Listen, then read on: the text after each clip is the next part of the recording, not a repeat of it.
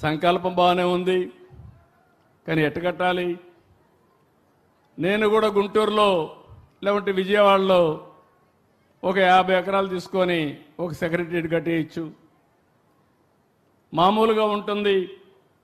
కానీ భవిష్యత్తు ఏంటని ఆలోచించినప్పుడు నాకు అనిపించింది, దీన్ని ఒక మహానగరం చేయాలి. ఏ విధంగా చేయాలని ఆలోచించినప్పుడు మొట్టమొదటిసారిగా మేము మాట్లాడుతూ ఉంటే నారాయణ గారు మేమందరం ల్యాండ్ పూలింగ్ అనే కాన్సెప్ట్ వచ్చింది. రాజధాని నిర్మాణంలో రైతుల్ని భాగస్వాములు చేస్తే ఎట్లుంటుందని. చాలా బాగుంటుంది, ఎవరున్నారు కనుక్కోండి, ఎవరు వస్తారో కనుక్కోమన్నాం. అప్పుడు వస్తే విజయవాడ, గుంటూరు, మంగళగిరి, ఒక పక్కన అమరావతి ప్రాంతం. అక్కడ ఆలోచించినప్పుడు రైతాంగానికి ఆలోచనిస్తే మీరందరూ ముందుకు వచ్చారు. దేనికోసం వచ్చారంటే, నేను సైబరాబాద్ నిర్మాణం చేయకపోయుంటే మీరు వచ్చేవాళ్ళు కాదు, నా మీద నమ్మకం ఉండేది కాదు. ఆ సిటీని చూసిన తర్వాత ఇక్కడ కూడా అలాంటి సిటీ అభివృద్ధి అవుతుంది, మా జీవితాలు బాగుపడతాయని ఏకైక అభిప్రాయంతో, నా మీద నమ్మకంతో మీరందరూ ముందుకొచ్చి 58 రోజులు నారాయణ గారు చెప్పినట్టు 33,000 ఎకరాలు, 29,000 మంది రైతులు, ఒకరిద్దరు కాదు. ప్రజాస్వామ్య దేశంలో ప్రపంచంలో ఎప్పుడూ జరగలేదు. అలాంటి వినూత్నమైన స్ఫూర్తికి కారకులైన అమరావతి రైతాంగానికి మరొక్కసారి శిరస్సు వంచి మీ పాదాభివందనం చేస్తున్నాను. మీరు లేకపోతే ఈ రాజధాని లేదు. 19 అన్నీ కూడా ఇవన్నీ ప్లాన్ చేయడం, నేను ఏది చేసినా కూడా చాలా బాగుండాలని కోరుకుంటా. హైదరాబాద్లో హైటెక్ సిటీ కడితే ఎల్ఎన్టీని పిలిపించి 30 సార్లు నమూనా తయారు చేసిన తర్వాత హైటెక్ సిటీ అంటే ఇట్లా ఉండాలని ఫైనలైజ్ చేశాం కాబట్టి వాజ్పేయి గారు వచ్చి ఇనాగ్రేట్ చేశారు. సాక్షాత్తు అమెరికా అధ్యక్షుడు బిల్ క్లింటన్ వచ్చి అది చూసిన తర్వాత ఆయన కూడా పోయి అమెరికాలో పోయి చెప్పే పరిస్థితికి వచ్చారు. అలాంటి సంఘటనలు చాలా జరిగాయి.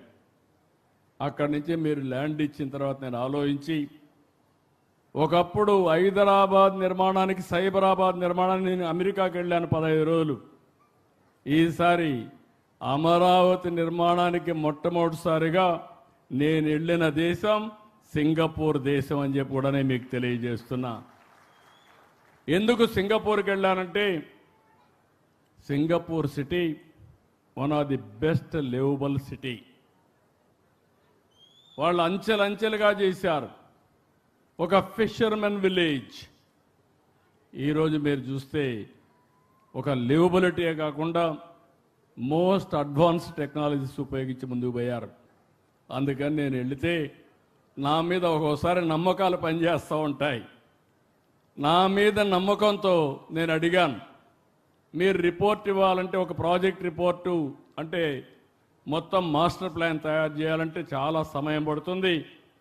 రెండోది, నేను టెండర్ పిలిస్తే దానికి ఇంకా ఎక్కువ సమయం పడుతుంది, వేరే మార్గం చూపించమంటే పర్వాలేదు, మీరెప్పుడు మాకు మిత్రుడిగా ఉన్నారు, మీ మీద విశ్వాసం నమ్మకం ఉంది, అందుకనే ₹1 తీసుకోకుండా మాస్టర్ ప్లాన్ డీటెయిల్స్ తయారు చేస్తామని సింగపూర్ గవర్నమెంట్ క్యాబినెట్లో నిర్ణయం చేసి మనకు ఆ పని చేసి పెట్టారు. అలాంటి వాళ్ళపైన 1924లో మీరేగా సఫరర్స్. ఈవెన్ సింగపూర్ గవర్నమెంట్ కూడా వీళ్ళ యొక్క వేధింపులకు గురయ్యే పరిస్థితికి వచ్చింది. అక్కడి నుంచి మామూలు కన్సల్టెంట్ నేను ఆలోచించాలా.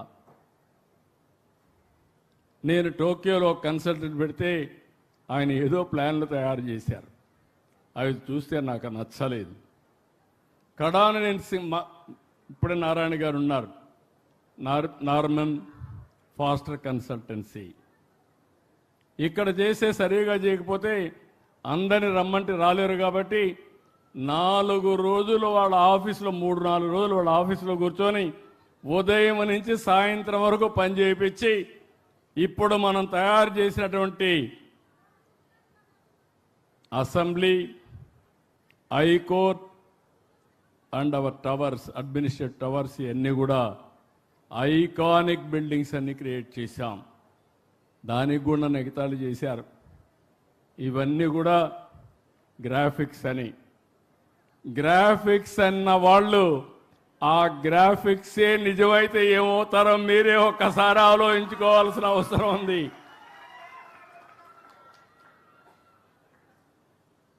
ఇప్పుడు ఇక్కడికి వచ్చినప్పుడు నేను ప్రతిరోజు 2 నిమిషాలే దేవుణ్ణి ప్రార్థిస్తా, దండం పెట్టుకుంటా, అందరూ బాగుండాలని కోరుకుంటా. నాకు చిన్నప్పటి నుంచి వెంకటేశ్వర స్వామి మా కుల దైవం. మా ఇంటి దగ్గర చూస్తే మంగాపురం సైడ్ నామాలు కనపడస్తూ ఉంటాయి. అది నాకు ఒక స్ఫూర్తి. నేను దేవునికి దండం పెట్టుకున్నప్పుడు ఇంకొక విషయం కూడా చెప్పాలి. ఇప్పుడు ఇలాంటి సమయాల్లో కొన్ని రీకలెక్ట్ చేసుకోవాలి. నేను అమరావతి ఇక్కడ రాజధాని కడతానంటే రామోజీరావు గారు నాకు ఫోన్ చేశాడు. ఫోన్ చేసి, బాబు గారు మీరు రాజధాని కడుతున్నారు, పేరు ఏం పెట్టబోతున్నారు అనేది నాకు కొన్ని రిజర్వేషన్స్ ఉన్నాయి. నాకుండే అనుభవంతో నా మీడియా అంతా ఉపయోగించి నేను రీసెర్చ్ చేశాను. ఆ ప్రాంతానికి ఒక చరిత్ర ఉంది. ఆ ప్రాంతానికి సరైన పేరు అమరావతి అవుతుంది, మీరు ఆలోచించండి అని ఆయన ఒక రీసెర్చ్ పేపర్ నాకు పంపించాడు. అంటే మంచి పని చేస్తే అందరూ సహకరిస్తారనే దానికి ఇది ఒక ఉదాహరణ. ఆ పేరినంగానే నాకు కూడా ఒక మనసు ఉప్పొంగింది, జలధరించింది. దానికి కారణం ఆ పేరు పెడతామని అనౌన్స్ చేస్తే ఇంతవరకు అపోజ్ చేసిన వ్యక్తి కానీ ప్రత్యామ్నాయ పేరు చెప్పిన వ్యక్తి కానీ లేరంటే అది అమరావతి ప్రభావం. అక్కడి నుంచి అసెంబ్లీలో నేను అనౌన్స్ చేసినప్పుడు మీరు చూసుంటారు, నాకు పెద్ద సమస్య. హైదరాబాద్ అసెంబ్లీలో, ఓల్డ్ అసెంబ్లీలో ఆంధ్రప్రదేశ్ సమావేశాలు.